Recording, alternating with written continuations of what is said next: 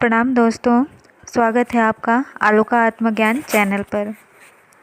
दोस्तों, जैसा कि आपने पढ़ा ही होगा, आज हम बात करेंगे कि हमारी समस्याएं और उनका समाधान।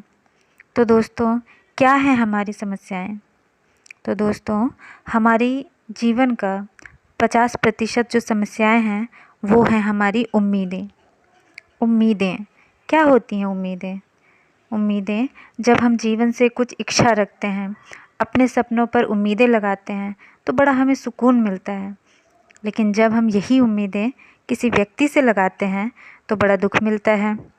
तो दोस्तों, हमारी तकलीफ़ों का कारण, हमारे दुख का कारण हमारी उम्मीदें ही बनती हैं। तो क्या किया जाए? उम्मीदें किसी से ना रखें?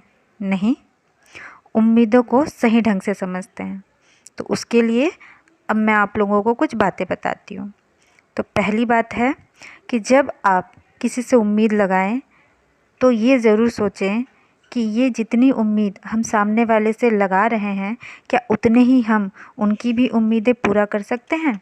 और अगर जवाब आए कि नहीं, तो फिर दोस्तों, क्या हमें हक है दूसरों से उम्मीद लगाने का? नहीं ना। ठीक वैसे ही दोस्तों, जैसे हम बचपन से लेकर अभी तक बहुत सारे सपने देखते हैं, अपने आप से बहुत उम्मीदें लगा करके रखते हैं, लेकिन क्या हमने अपने उन सारे सपनों को 100% पूरा कर लिया है? नहीं ना। तो फिर जब हम अपनी ही उम्मीदों को 100% पूरा नहीं कर सकते दोस्तों, तो किसी और से कैसे उम्मीद लगाएं कि वो हमारी सारी इच्छाओं को पूरा का पूरा कर दे? क्या ये हो सकता है? नहीं हो सकता। हम सभी मनुष्य हैं दोस्तों, ये तो हो नहीं सकता कि हम किसी से उम्मीद ना लगाएं। उम्मीदें तो किसी न किसी से हो ही जाती हैं। तो क्या करें? तो ये करें कि किसी भी व्यक्ति से उम्मीद उतना ही लगाएं जितना सामने वाले की कैपेसिटी हो, जितना सामने वाले की क्षमता हो।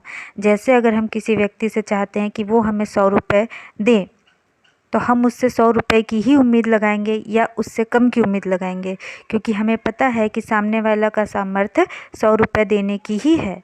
अगर हम उससे 1000 रुपये का उम्मीद लगाते हैं तो वो हमारी उम्मीदें पूरा नहीं कर पाएगा, और जब नहीं कर पाएगा तो हम ही उससे नाराज़ हो जाएंगे। तो गलती यहाँ हमारी है या उसकी है? हमारी है ना। तो दोस्तों, अगर हम इन सब बातों पर ध्यान देंगे तो यकीन मानिए हमारे जीवन की आधी परेशानियाँ, मतलब हमारे जीवन की 50% समस्याओं का समाधान हो जाएगा।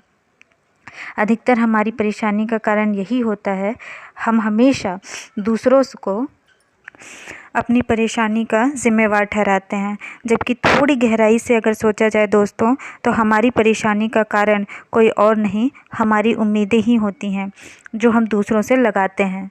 और जब हमारी उम्मीदें पूरी नहीं होती हैं तो हम दूसरों पर गुस्सा करने लगते हैं, गलती हमारी और ज़िम्मेवार किसी और को ठहरा देते हैं, है ना।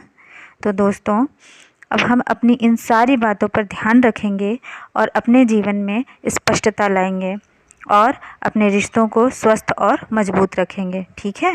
तो चलिए दोस्तों, आप सब खुश रहिए, सुखी रहिए, और आप सबका मंगल हो, आप सबका कल्याण हो।